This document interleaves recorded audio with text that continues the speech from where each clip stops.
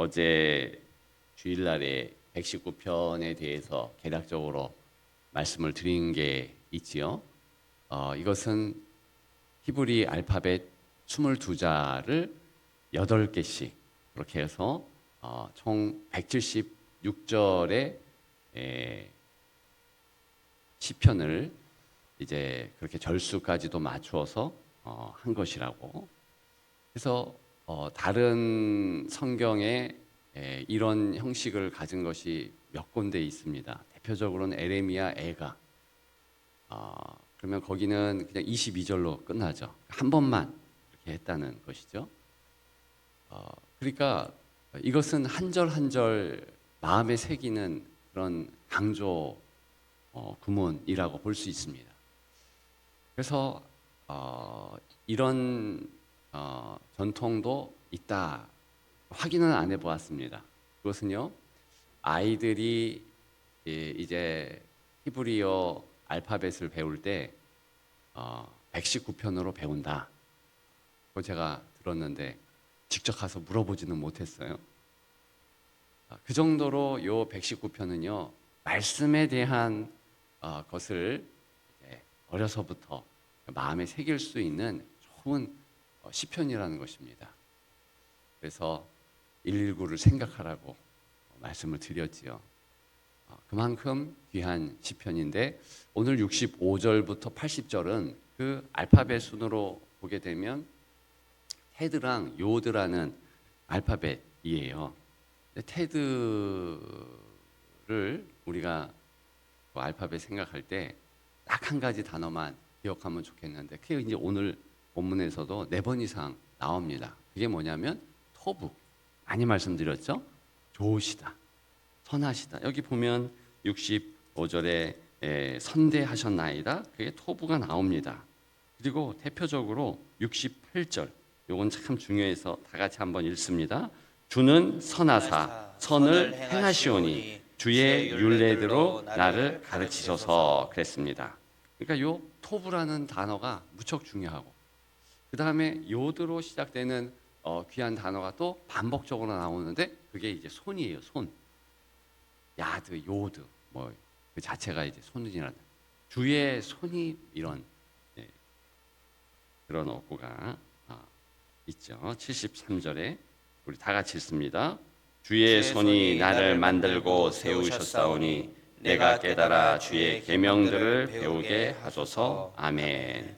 자, 먼저 이제 68절을 이제 보면서 하나님의 선하심, 그것을 다른 말로는 좋다, 좋음이잖아요. 하나님의 좋음. 근데 항상 우리의 좋음으로 연결될 때도 있고 연결되지 않을 때도 있습니다.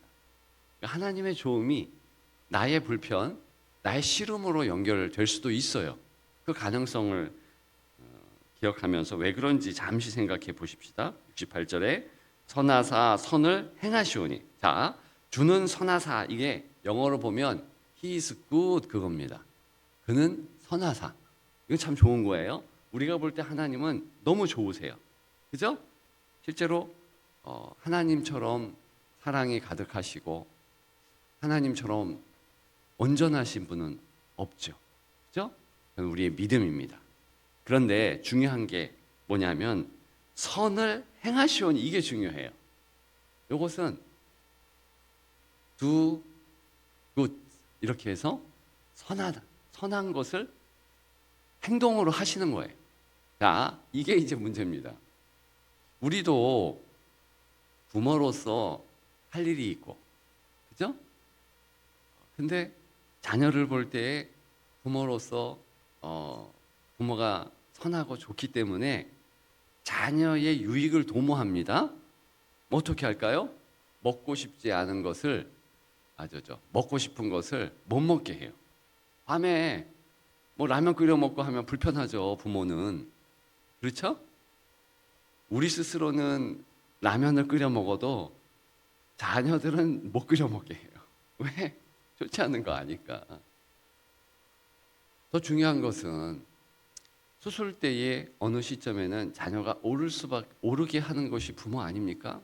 반드시 수술해야 되면, 그죠?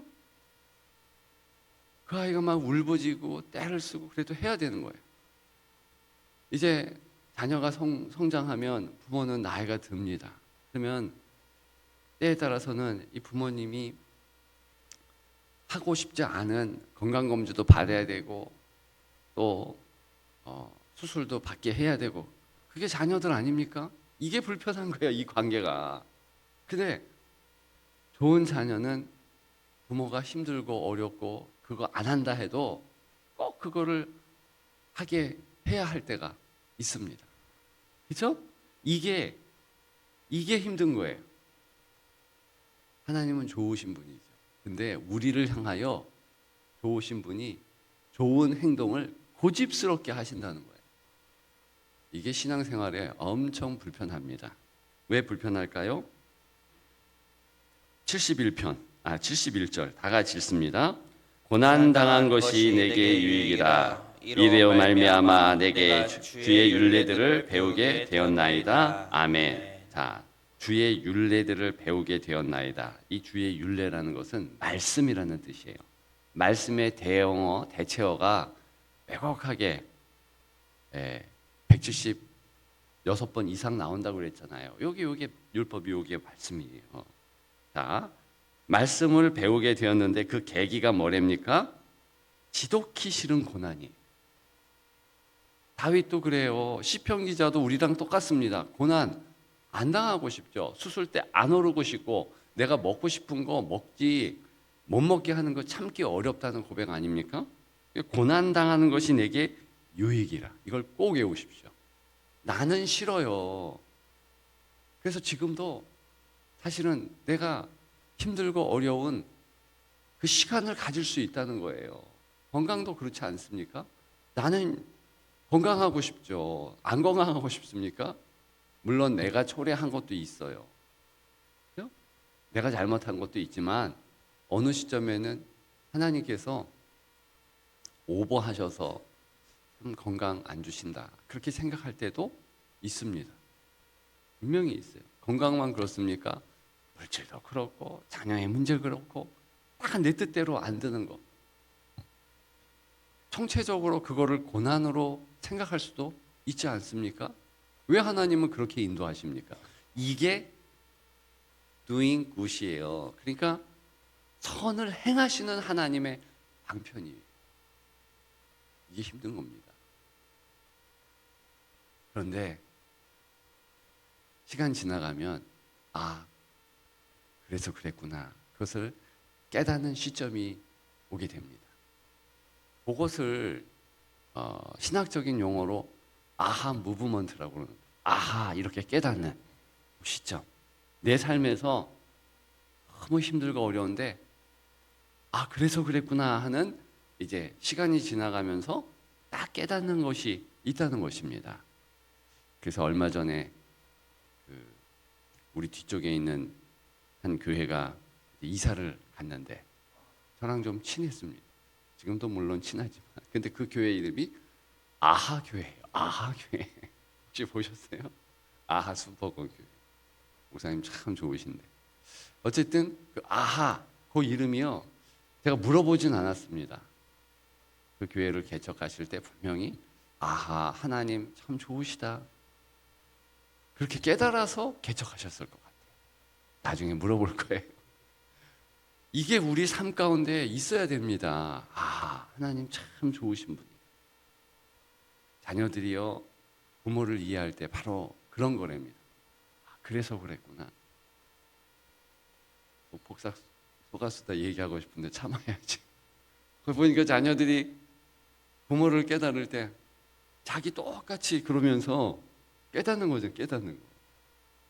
어제 어떤 나이 지긋한 은퇴하신 장로님이 이제 또 그 얘기를 하시는 거예요. 양관식이 이렇게 자기 딸 그 학교 앞에서 이제 뭐 짜장면 먹는데 저는 그거 못 봤는데요. 그 딸내미가 고량주 술 그거를 탁 놓고 막 쫄쫄쫄 마시면서 그러더래. 근데 그거를 이렇게 자꾸 보면서 자기 딸 생각이 났다는 거야. 너무 힘드니까 아이한테 주고 싶은데 그래가지고 이제 형편이 좋아졌을 때 이제 뭐 이렇게 좀 금전적으로 보상을 하거나 그런 요즘이라고 그러더라고요. 그게 부모 마음이고 또 부모가 되었을 때 그런 마음이었겠다. 그거를 많이 깨닫습니다.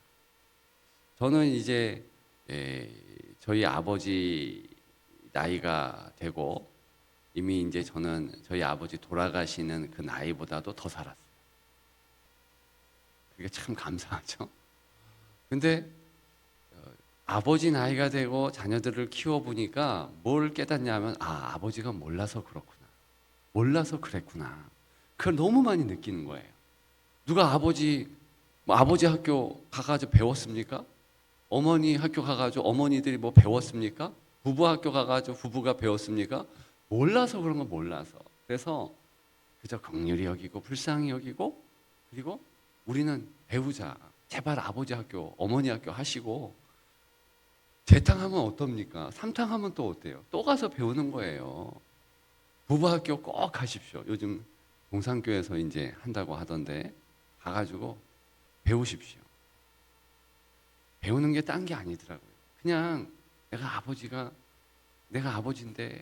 내가 부부인데 저 남편이고 아내인데 참 모르는 게 많구나. 이것만 인정하는 태도. 그래서 하나님께서 깨닫게 하시려고 이런 시간들을 주시는구나. 그게 고난 아닙니까? 그러면 우리가 다 깨닫고요. 감사가 안 넘칠 수가 없습니다. 성도는 항상 감사인 거예요. 고난 당함이 내게 유익이라. 이것이 하나님께서 선한 일을 행하시는 과정인 거예요. 이 테드와 요드는 중간쯤에 있습니다. 과정은 힘들 수 있어요. 근데 나중에 다 보면은 협력해서 선을 이루는 하나님의 그 존귀하신 행하심의 역사를 알게 됩니다. 기억하시는 여러분들 되시기를 주님의 이름으로 축복합니다. 잠시 한 가지만 나눌 것인데요. 그게 주의 손이에요. 주의 손.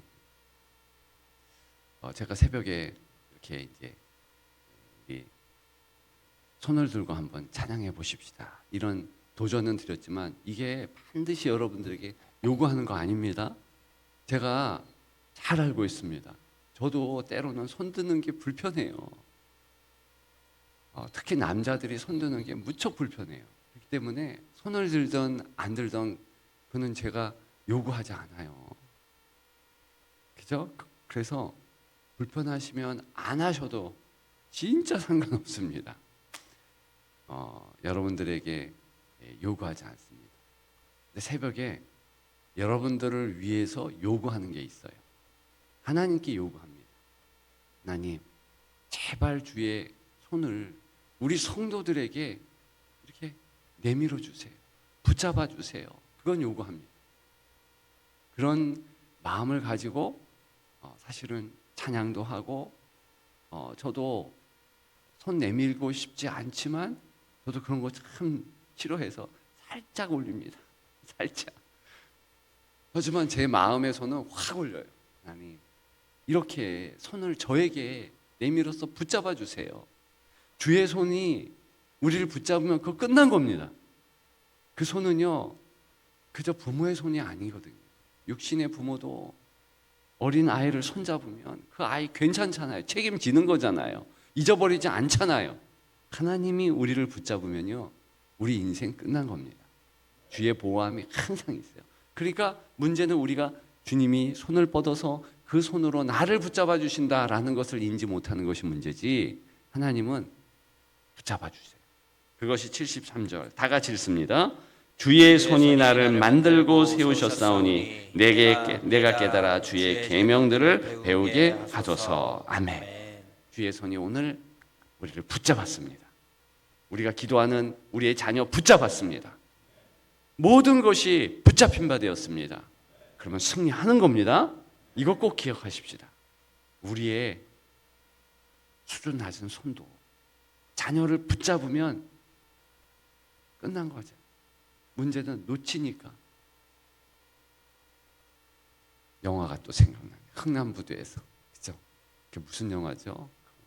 국제시장인가? 거기 보니까 문제는 자녀의 손을 놓치니까 생이별을 한 거예요. 평생 이별했지 않습니까?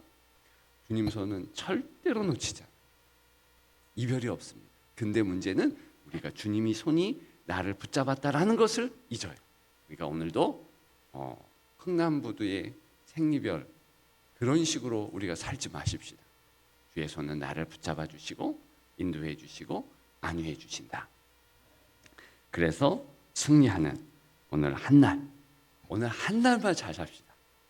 한 날만. 그러면 모든 날을 승리합니다. 3일 잘 살면 30년 잘 살아요. 기억하시는 여러분들 되시기를 주님의 이름으로 축복합니다. 기도